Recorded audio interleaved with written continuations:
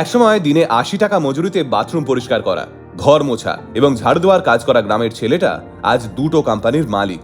ছেলেটার বর্তমান আয় বছরে কোটি টাকার কাছাকাছি।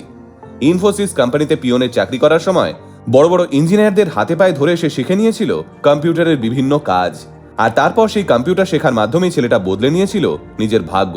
গেস্ট হাউসে সাফাই কর্মী থেকে অফিসের পিয়ন হয়ে আজ গ্রামের ওই গরিব ছেলেটাই নিজের যোগ্যতায় দুখানা কোম্পানি চালায়।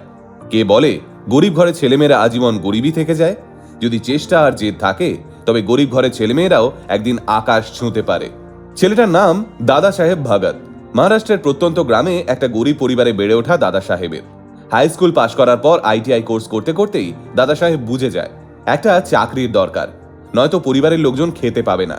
তাই পাশের গ্রামে একটা গেস্ট হাউসে চা জল দেওয়া, ঘর মোছা, বাথরুম পরিষ্কার করার কাজে ঢুকে পড়ে দাদা সাহেব, দিন প্রতি মাত্র ৮০ টাকার বিনিময়ে। সাল ২০০৯। গ্রাম থেকে শহরে আসে দাদা সাহেব। পিয়নের চাকরি জোটে ইনফোসিস কোম্পানিতে, মাইনে মাত্র ৯,০০০ টাকা।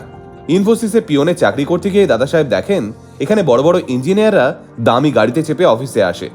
দাদা সাহেবও স্বপ্ন দেখা শুরু করেন সফল হওয়ার, কিন্তু ইঞ্জিনিয়ারিং পড়ার পয়সা কোথায়? নুন আনতে পান্তা ফুরোনোর সংসার। তাই দাদা সাহেব হাতে পায়ে ধরেন ইঞ্জিনিয়ারদের। সারাদিন হাড় ভাঙা খাটুনি খেটে রাত্রিবেলা তিনি কম্পিউটারের কাজ শেখা শুরু করেন নাইট শিফটে থাকা ইঞ্জিনিয়ারদের থেকে। এভাবেই ধীরে ধীরে এরোর থেকে গ্রাফিক ডিজাইন এবং অ্যানিমেশনের কাজ শিখে ফেলেন দাদা সাহেব। অনলাইনে কোর্স করে ফেলেন C++, জাভা এবং পাইথনের। একজন ইঞ্জিনিয়ার যা কলেজ থেকে শিখে আসে, ইনফোসিসের পিয়ন হয়ে সেই একই কাজ ক্রমে রপ্ত করে ফেলেন দাদা সাহেব। কিন্তু আচমকা একটা অ্যাক্সিডেন্ট ঘটে দাদা সাহেবের। গ্রামে ফিরে আসতে হয় দাদা সাহেবকে। ইনফোসিসের চাকরিটাও চলে যায়, কিন্তু তাতেও দমে যান না তিনি। গ্রামের এক বন্ধুর থেকে ল্যাপটপ ধার নিয়ে তিনি বিভিন্ন অনলাইন টেমপ্লেট বানাতে শুরু করেন, আর সেগুলো অনলাইনে বিক্রি করতে আরম্ভ করেন। এভাবেই একজন সাফাই কর্মী, একজন পিয়ন হওয়া সত্ত্বেও অনলাইন গ্রাফিক ডিজাইনিং দুনিয়ায় ঝড় তুলে দেন দাদা সাহেব। ২০১৬ সালে নিজের প্রথম কোম্পানি 9th মোশনের সূচনা করেন দাদা সাহেব। ব্যাস, ওই শুরু ভাগ্যের চাকা পরিবর্তন হওয়ার। ধীরে ধীরে দাদা সাহেবের প্রথম কোম্পানিতে ৪০,০০০ গ্রাহক এসে ভিড় করে, আর তার কারণ কম পয়সায় দুর্দান্ত গ্রাফিক ডিজাইনিং করতেন দাদা সাহেব। মার্কেট বড় হচ্ছে দেখে ডু গ্রাফিক্স নামক আরেকটা কোম্পানি খুলে বসেন দাদা সাহেব, যেখানে মোশন গ্রাফিক্স এবং 3D টেমপ্লেটের কাজ করা শুরু করেন তিনি।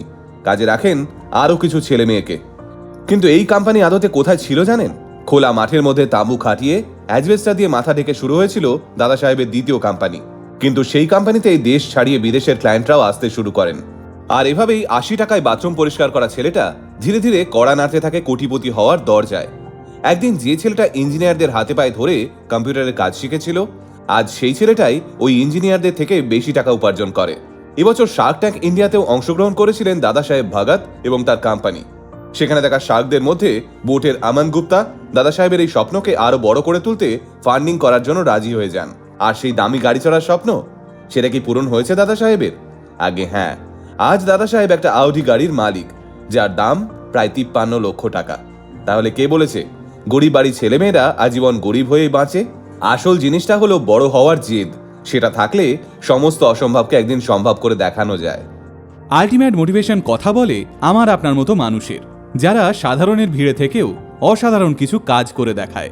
আলটিমেট মোটিভেশন, বাংলায় মোটিভেশন, বাঙালির মোটিভেশন।